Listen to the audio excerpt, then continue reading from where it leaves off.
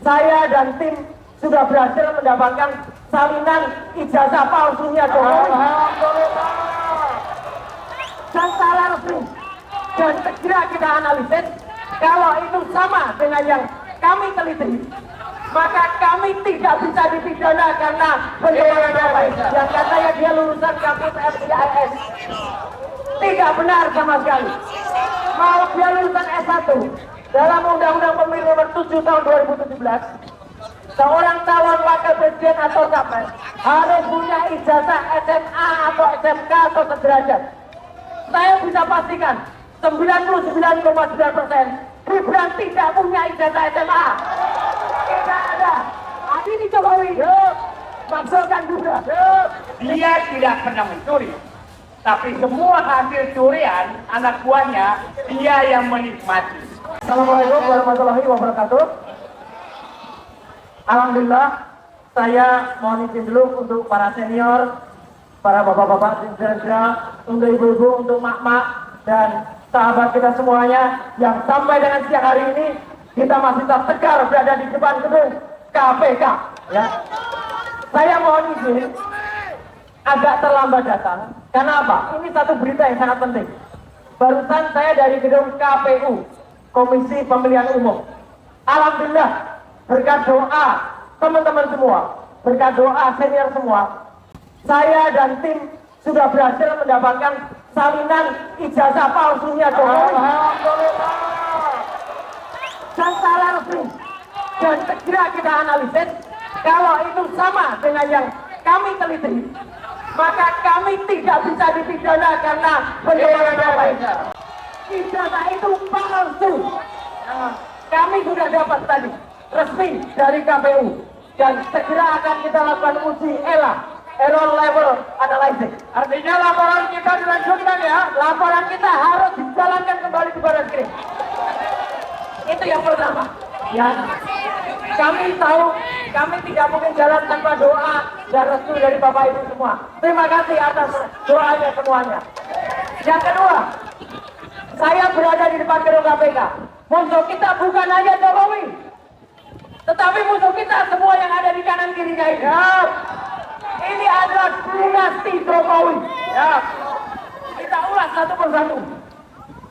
Jokowi Dodo. Sudah jelas. Tadi sudah banyak sekali yang disampaikan. Apa yang sudah dilakukan untuk menggarap Republik ini. Terlalu banyak yang dilakukan.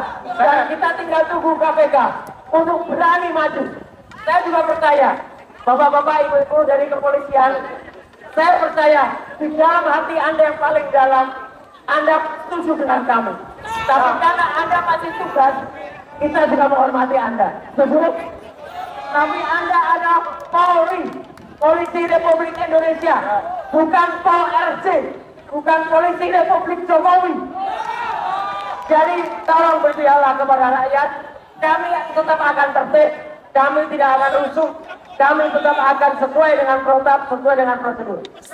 Yang selanjutnya adalah, selain Jokowi, sekarang ada anak haram yang lagi menduduki sebagai orang nomor 2 di Indonesia. Barusan saja kita melihat sebuah berita yang sangat tidak masuk akal. Pembelaan sebuah kampus di Singapura yang katanya dia lulusan kampus FIIS. Tidak benar sama sekali. Mau dia lulusan S1 dalam Undang-Undang Pemilu Nomor 7 Tahun 2017, seorang calon wakil presiden atau capres harus punya ijazah SMA atau SMK atau sederajat. Saya bisa pastikan 99,9% Gibran tidak punya ijazah SMA. Tidak ada. Sistem pendidikan di Singapura dan di Australia beda. Mereka kena yang namanya O-level, artinya hanya SMP plus 1. Maka kami doakan ke Kementerian Pendidikan Dasar Menengah. Kita berikan doa kepada Prof. Abdul Mukti untuk membela kita. Karena Prof. Mukti mengatakan ini kerjaan menteri yang lama. Apa yang dilakukan sudah masuk karma. Orang yang menandatangani penyetaraan yang namanya Dr. Sutanto sekarang lagi diperiksa KPK juga. Atas korupsi pompuk bersama dengan Adem Makarim. Jadi artinya Tuhan yang Maha Esa, Allah Subhanahu wa Ta'ala insya Allah bersama kita. Selanjutnya ada orang yang partainya gajah. Gajah nggak punya ijazah ini ya. Ini jelas laporan Ubaidillah Badrun atau Ubed. Saya sudah bantu support. Dia kemarin beberapa waktu yang lalu pergi ke Amerika dengan menggunakan pesawat milik Kang Ye. Kang Ye itu pengusaha Singapura yang punya pesawat pribadi. Itu gratifikasi jelas. Tidak ada yang tidak bisa membuktikan itu tidak gratifikasi. Hanya KPK belum berani melakukannya. Demikian juga Bobi. Insya Allah kita juga akan ke Medan. Jangan biarkan dia mengata-ata Republik ini.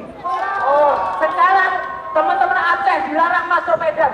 Mobil-mobil BL nggak boleh masuk BK. Ini apa-apa merusak NKRI. Dan Bobi itu telah melakukan tindakan separatis. Artinya memecah belah. Jadi untuk Pak Prabowo, jangan biarkan terjadi seperti pengambil alihan 4 pulau kemarin dari Sumatera Utara ke Aceh. Jadi sekali lagi Bapak Ibu semua, tetap tegarkan semangat kita, tetap selalu berdoa kepada Tuhan Yang Maha Esa, kepada Allah Subhanahu Wa Taala. Jokowi dan kroni-kroninya dan dinastinya harus kita kirim untuk masuk dan diperiksa oleh KPK. Ya, setuju? Merdeka! Merdeka! Adili Jokowi! Maksudkan Gibran! Adili Jokowi! Maksudkan Gibran! Terima kasih. Wassalamualaikum warahmatullahi wabarakatuh. Baik, kami minta langsung Bapak Dr. Edi. Assalamualaikum warahmatullahi wabarakatuh. Bapak dan Ibu Polisi Sama Kurnia ke atas. saya berharap tenang saja karena kami tidak ada niat untuk masuk gedung KPK. Karena saya menganggap pimpinan KPK sekarang lebih pantas berkantor di Solo. Kami datang ke sini menghormati gedung negara, bukan pimpinan KPK. Betul. Atau mungkin saja pimpinan KPK lagi ada di Solo sekarang. Jadi tidak ada pimpinan kami ketemu. Karena yang kami menuntut diadili adalah unsur utama pimpinan KPK sekarang. Itu yang kita minta ini. Jadi nggak mungkin lah kita minta tolong kepada yang ditugaskan kepada mengadili sponsor utamanya. Jadi ini hanya menghormati gedung negara, gedung rakyat. Ya. Pasti pertanyaannya, terutama termotor menyatakan apa sih salah Joko Widodo sehingga perlu diadili? Apa salah korupsi Joko Widodo? Katanya tidak terbukti. Tidak ada buktinya. Saya akan ceritakan. Saya selalu mengemukakan contoh koordinator pencuri sapi di kampung saya waktu kecil. Dia tidak pernah mencuri, tapi semua hasil curian anak buahnya dia yang menikmati. Penada. Ya? Penada. Bukan penada. Oh, aktor. Dia pelindung. Dia kalau ada anak buahnya ketangkap, dia datang membebaskan anak buahnya. Tapi kerjanya hanya menyumbang ke masjid, menyumbang ke sekolah, dapat nama baik, tapi tidak pernah mencuri. Saya bukan menyatakan Joko Widodo seperti pencuri sapi, saya hanya menceritakan kelakuan pencuri sapi. Nah, sekarang kalau rakyat bertanya apa salah Joko Widodo sehingga perlu diadili, Pak Joko Widodo kami hanya bertanya, kemana uang utang yang Anda naikkan 3 kali lipat selama Bapak menjabat? Kemana jutaan hektar hutan, jutaan hektar tambang yang Bapak bagi-bagikan itu selama Bapak menjabat? Pak Joko Widodo melepaskan hutan di periode pertama itu hampir 3 juta hektar. Menterinya adalah Zulkifli Hasan. Yang kedua, hampir 3 juta hektar juga, menterinya adalah Siti Nurbaya. Pertanyaan saya yang kedua, Pak Joko Widodo, kenapa harga pembangunan jalan tol selama Bapak menjabat naik 3 kali lipat? Itu kemana uang? Siapa yang menikmati itu? Pak, kemana bansos-bansos yang Bapak itu ratusan triliun? Oke? Kemana tambang-tambang yang jutaan hektar yang Bapak serahkan ke China? Oh, Kenapa penyelundupan tambang yang dibuka sekarang juga Bapak tidak mau lakukan? Pak Joko Widodo, kemana uang rampokan Jiwasraya, Asabri, BTN, Timah, korupsi yang terjadi di rezim Joko Widodo, mohon maaf, itu dilakukan dan pelakunya adalah Dewi Solo. Jiwasraya dari sana, sampai dari sana. Sekarang masuk wilayah-wilayah yang terungkap sekarang itu semua mengarah kepada kekuasaan Joko Widodo. Oke, kritik siapa yang dekat? Orang tahu semua. CPO kemarin siapa yang tak dekat? Saya tahu perusahaan-perusahaan itu semua terafiliasi ke sana. Jadi, kalau menyatakan, coba PSN, proyek strategis nasional, itu berapa ratus yang Bapak berikan kepada konglomerat dan berapa ratus hektar, ribuan hektar kebun, laut yang Bapak serahkan ke mereka. Bapak Prabowo hari ini 20 hari lagi Bapak 1 tahun sebagai Presiden Republik Indonesia. Bapak kemarin di PKS menyatakan kaget karena ternyata korupsi Indonesia sudah sangat merusak. Justru saya kaget, kenapa Bapak kaget? Karena kami tidak kaget, karena memang itu sudah terjadi. Tapi minimal Bapak, baguslah, sudah kaget. Seto juga ingin menyampaikan satu hal. Yang paling pertama, terutama kepada dari anggota Polri, yakinlah bahwa kegiatan hari ini adalah aksi damai. Sudah kita himbau untuk tidak bawa batu, bawa kayu, itu anarkis. Dan saya senang kami juga disambut dengan baik. Di sini ada Paul Pollard menunjukkan sikap humanis Anda kepada kami. Terima kasih. Yang kedua, sesuai dengan tema hari ini, saya ingin mengingatkan, silakan KPK bersikap adil. Artinya tidak tebang pilih dalam menangani kasus-kasus korupsi yang Anda tangani. Anda dimonitor oleh seluruh rakyat dan bangsa Indonesia. Kalau memang sudah ada saksi, sudah ada bukti-bukti yang manakala media sudah bilang di beberapa pemeriksaan para saksi-saksi mantan-mantan pejabat sudah ditemukan alat bukti. Ada tindak pidana yang perlu ditelusuri, ditindaklanjutin ke arah sebagaimana topik unjuk rasa siang hari. Ya, jangan berhenti, jangan tebang pilih, karena rakyat melihat kinerja Anda. Saya pribadi sedih mendengar istilah pacok. Tidak rela mendengar istilah pacok. Saya yakin Anda juga tidak pernah rela disebut pacok. Karena di mata saya Anda semua adalah Polri. Bubarkan pacok. Ya. Selamatkan Polri. Ya. Bubarkan pacok. Ya. Selamatkan Polri. Ya. Mudah-mudahan doa kita semua tercapai. Amin. Ya Rabbal Alamin. Dan bagi anggota polisi yang masih bersikap bertindak sebagaimana dianggap publik sebagai pacok, rubah kelakuanmu. rubah kelakuanmu. Suatu hari Anda akan berdiri seperti saya, purnawirawan. Betul. Anda akan kembali ke masyarakat. Ya, nuranimu akan keluar.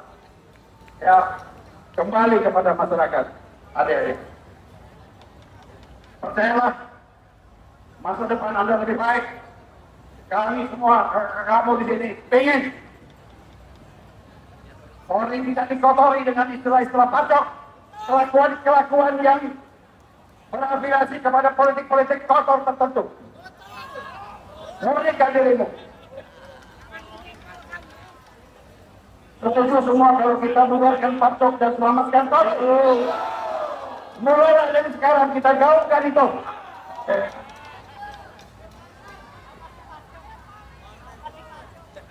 Ada yang bertanya apa sih pacok? Pura-pura dalam perahu, pura-pura tidak tahu.